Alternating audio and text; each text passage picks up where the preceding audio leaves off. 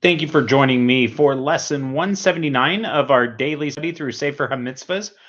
Today, we are finishing up the Sefer on Avoda of the offerings and the mitzvah that finishes up that book for Mishnah Torah is the same mitzvah that we had yesterday, negative mitzvah 114. And that was the mitzvah not to shear an animal that's been designated for a sacrifice. That is a mitzvah in Deuteronomy 15:19, which says, don't shear the firstborn of your sheep, which obviously are going to be offered as an offering. And so it extends beyond just the firstborn. This is anything that's designated for an offering. You're not allowed to use its hair for whatever purposes you have. So you're bringing a cow as an offering, etc. You're not allowed to benefit from its hair even. Um, you have to provide it all. It's all holy once it's been designated. The penalty, the punishment, if you did, would be lashes had you done so. So, all right. Now we're moving on to a new book in Mishnah Torah, and the mitzvahs for today are going to be three from this new section: positive mitzvah 55, negative mitzvah 115, and negative mitzvah 116. The first of those mitzvahs is the positive mitzvah to bring the paschal offering. Exodus 12:16 says, and the entire assembly of the congregation of Israel shall slaughter it in the afternoon. Every individual, not just not just a mitzvah for the community, but each person is commanded to offer or to participate in a group that's offering the paschal sacrifice on the afternoon of the 14th of Nisan, which is the eve of Pesach, of Passover, even if it falls on Shabbat. Normally, you're not transporting something on Shabbat.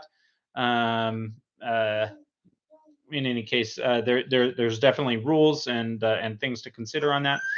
But in this case, the Pesach offering overrules any of those things that might have been concerns for Shabbat, because this mitzvah is so important. And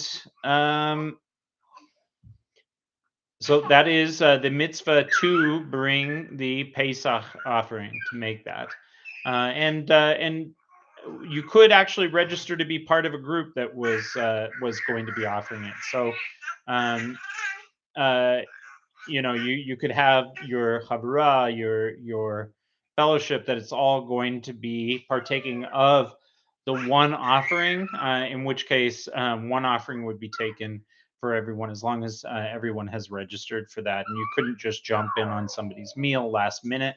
You had to register ahead of time. All right, sacrificing the paschal offering with chametz in one's possession. This is a no-no. Exodus 23:18 says, "You shall not offer the blood of my sacrifice with leavened bread." So it's forbidden to have chametz, leaven, in your possession from the onset of when the paschal offering is brought, which is noon of the 14th of Nisan, the eve of Pesach. So this prohibition applies to all who are participating in the eating of the sacrifice: the priest who slaughters it, the priest who sprinkles its blood on the altar, and the priest who offers its fats on the altar. So today, we still make sure that all of our chametz, our leavened things, are out of our possession, one way or the other, by noon on the 14th of Nisan. And so that's something that we're still very careful regarding, even though we aren't offering the actual Pesach at this time. Exodus 23:18 says, "Neither shall the fat of my sacrifice remain until morning." So there is a negative mitzvah, a mitzvah not to leave unsacrificed the fats of the paschal offering that are designated to be burned on the offering until they have become invalid for offerings. So the following morning, they would become invalid because they needed to be all destroyed that night. So they should all be burned before morning. All right, that is everything for today. Thank you so much for joining me. Tomorrow is lesson 180, and we will learn 3 more mitzvahs with God's help regarding the Passover lamb. All right, thank you so much for joining me. Have a great day in every way.